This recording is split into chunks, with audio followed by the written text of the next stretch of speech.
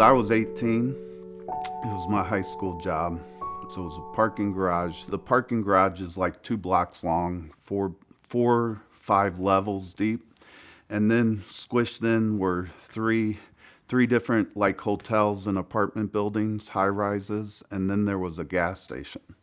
So I worked for the gas station and I worked for the parking garage. The big tanker trucks deliver the gas, and they deliver, sometimes 2,000 gallons of gas or so. Our job was to go down 4 levels in the garage and take stick readings. So we had to take stick readings of how much gas were in there before the delivery, and then take stick readings after the delivery. What I remember is, so I was talking to a security guard, one of my friends. He was a security guard. He was talking to me. He was down there just doing his rounds, came down. We were talking about our weekend. This was a Monday. We were talking about our weekend. I was telling him I was resigning soon and going to college. So on this particular night, they delivered, it was middle of July, very hot. I took the stick readings, went back up, they delivered the gas, went back down, thought nothing of it, did my job, took stick readings, did everything I needed to do for my job, and then took off on the electric golf cart I was driving. And once I took off on the golf cart, that immediately sparked the fire. It was a quick explosion. I was right in the middle of it. And then before I could even think, they had said the sprinkler system came on, put me out. So I really have no idea how long the fire lasted. All I remember is hitting a wall. This was before cell phones or anything else. So fortunately, I was in very good shape at the time, and ran up the 4 levels over a block to the cashier. And once the cashier saw me, she noticed that something was seriously wrong, called 911. When the ambulance came, I couldn't move at all. I couldn't even move. So they don't know how I ran up the 4 levels and over to the cashier, but once I did, I didn't walk for probably another month and a half. I was burned almost 70% of my body. About 35% of it was 3rd degree. Some of it they'd probably call 4th degree, like for my hands here. They destroyed kind of the tendons and the muscles. My hands and my arms were really the worst. A little bit on my face. Most of my back was 3rd degree. That was pretty much the worst. And then my legs and other places were 2nd degree. And my face, most of my hair was burned off, they said. So there's spots, but most of that was 2nd degree. I had some significant scarring later on that they had to do plastic surgery for to fix and everything. But my dressing changes would take about 2 to 2.5 hours, and they'd give me some pain medicine, and by the time they were done, or not even quite done, the pain medicine would wear off. I spent a little over 2 months in the hospital, more in rehab and that type of thing. But the first month that I was awake anyways, that was probably the worst because I couldn't move. I couldn't move my hands. My hands didn't totally move to where I was doing much for myself for about 6 months. And then I didn't walk for, almost the 2 months. I got very frustrated because my mind was sharp.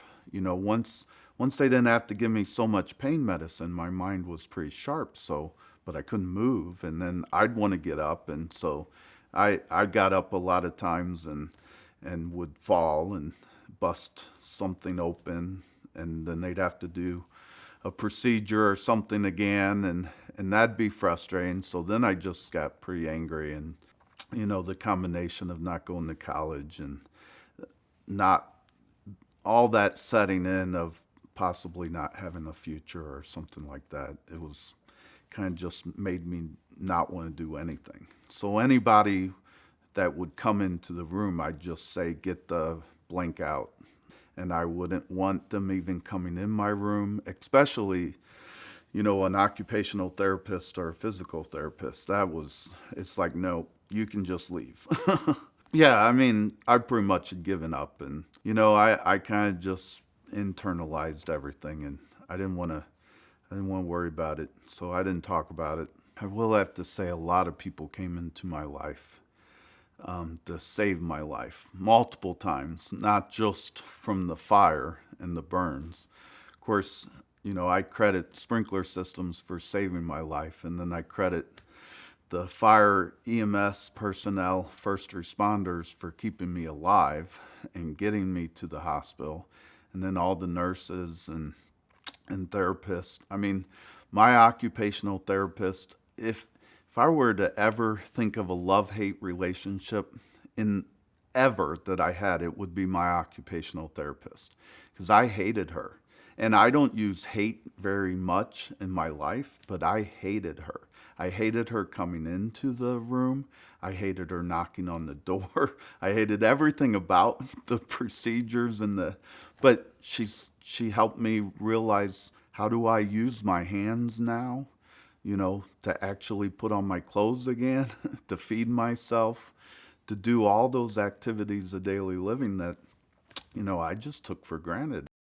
Started college a year later, didn't know how that was going to be. Went to a nice small college to kind of hide from people, or so I thought. But it ended up being one of the best things I ever did, because some of the people there really didn't care how I looked. One of special friends in college, she kind of, I was very angry my sophomore year in college, and she said, "Mark, I don't think people don't hang around you because of your burns. They just, you're angry all the time. And I think we need to find somewhere that you can talk about those feelings." And it was at that time that I realized that, that was the beginning, that burns didn't have to consume my life. Up until that point, I think they consumed my life, as far as how I responded to them, and how I became angry because of them, and just kept blaming my life for being bad because of them. And it wasn't true, but I couldn't see that at the time. And once I worked through some of that, and then I started to see more of the blessings in life instead of the things that were taken away because of the burns. It took me 2 years physically to really be done with surgeries, and 4 years mentally. But then, one of the proudest things I was able to do is I built up, the speaking and education. So it's more about telling my story for burn safety and prevention. Well, I was doing some speaking engagements, and I went to a fire EMS open house, one of the local EMS open houses, and I met one of the trainers for EMS, and she and I started doing some speaking at the local fire stations. And so through those local fire stations, they told me, your story would be impactful in the sprinkler world. And I had never even given it a thought about, talking about that side. Even though sprinklers had saved my life, I didn't really think about it. Every home should consider having a fire sprinkler, because they'll go off. I mean, one or two will go off in a room that has a fire. This could save your life. I was thinking about it. It's kind of like people doing maintenance on your car. No one likes to spend the money to change brakes, tires, batteries, all that kind of stuff. But, you have to spend the money. You have to do the preventative maintenance. Otherwise, if you don't change the brakes in your car, something serious could happen. And it's kind of like, I view sprinklers in the same way. No one really wants to, for me, as I got more involved, I didn't see, it's kind of the same philosophy. Well, that costs money. That's preventative. We may never need it. It's a new house. You hear a lot of myths, but actually the newer homes, with the newer furniture actually burn hotter and quicker than the older homes. So actually newer homes are you could make the case that are more dangerous and need it even more. So, there's a lot of myths that surround around sprinkler advocacy and sprinkler safety. And I think the more we can dispel that and the more I can get my message out that sprinklers saved my life and thank God they did. And I think it just comes back to hope, that there is hope that we can make a difference, that the power that we can provide in our stories can bring hope to many other people and bring that message that we can make that change that's needed.